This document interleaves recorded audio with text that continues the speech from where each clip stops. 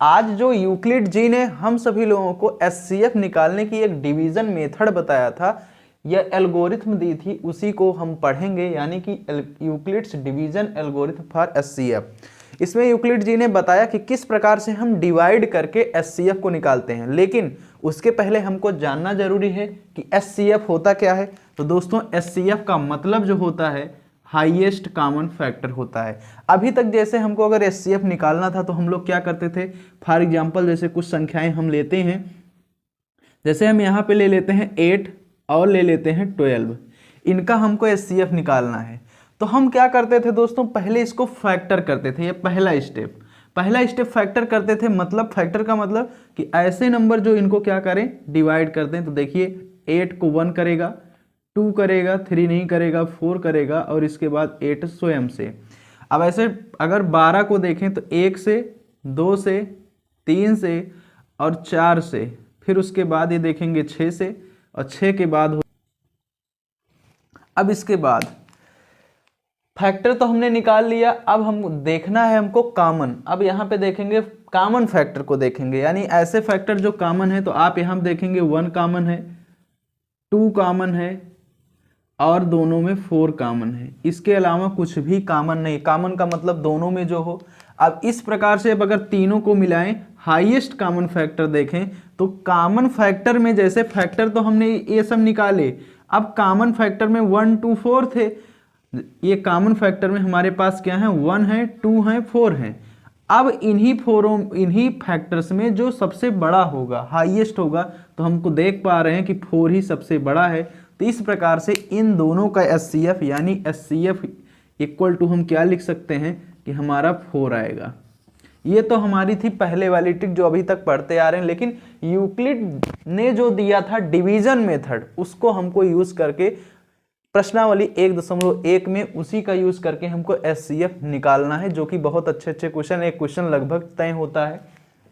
देखिए आके समझते हैं अब इनका किस प्रकार से करेंगे। जैसे अब इन्हीं का देखते हैं हम डिवीजन के द्वारा। तो देखिए जैसे हमको 8 और 12 का निकालना है एचसीएफ, 8 और 12 का एचसीएफ निकालना है। पहला क्वेश्चन देखते हैं, यूक्लिड डिवीजन एल्गोरिथम के द्वारा देखेंगे। तो पहले हमको ये देखना है कि दोनों में बड़ा नंबर कौन है। तो दोनों में हम देख रहे हैं 12 है, तो 12 को हम कहाँ पे रखेंगे, 12 को रखेंगे अंदर। अब देखिए यहाँ पे एल्गोरिथम लग रही है। एल्गोरिथम मतलब जो पहले से हमको चीज़ें पता, सोल्यूशन करने के लिए बताई गई हूँ को आपको ऐसे करना है। देखिए हमने क्या देखा, बड़ा नंबर था, बड़े को अंदर रखा, और अब छोटे वाले नंबर से इसको क्या कर देंगे, भाग करेंगे, डिवाइड करेंगे।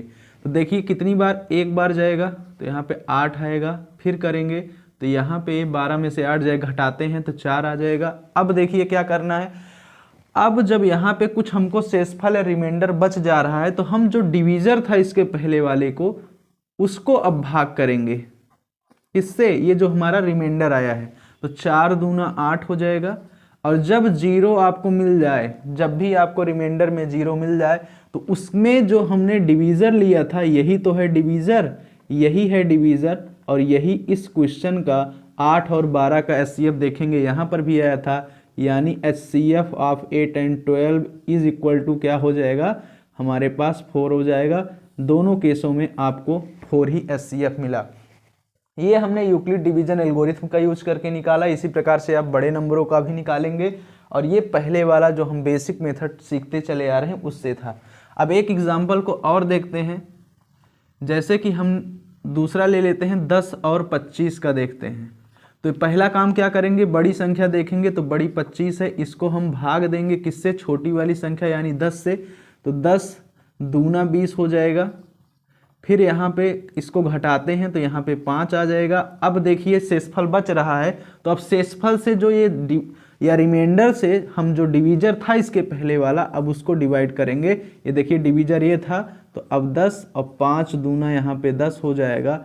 यानी इस प्रकार से अगर हम एचसीएफ देखें किसका, 10 और 25 का एचसीएफ देखें 10 और 25 का, तो ये आपका आ रहा है 5।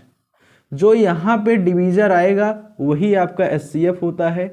छोटे छोटे प्रश्नों से आप सीख जाएंगे, और उसी हिसाब से आप बड़े प्रश्नों को भी कर सकते हैं।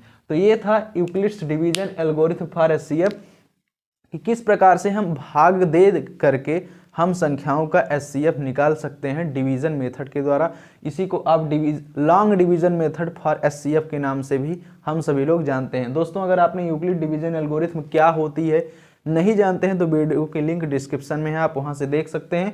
उसका जो कंक्लूजन था वो आप लोग जान लीजिए कि ये जो रिमाइंडर होता है हमारा, जिसको हम स्मॉल आर से डिनोट करेंगे, ये हमेशा छोटा होगा डिवीजर से। जैसे यहाँ पे देखिए अगर बात करी जाए इनमें तो ये डिवीजर है, ये डिवाइडेंड है, ये कोशेंट है और ये रिमाइंडर यहाँ पर था।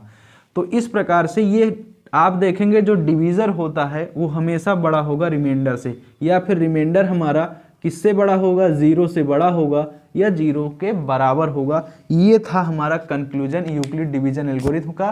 पूरा वीडियो के लिए आप लिंक के माध्यम से आप देख सकते हैं। तो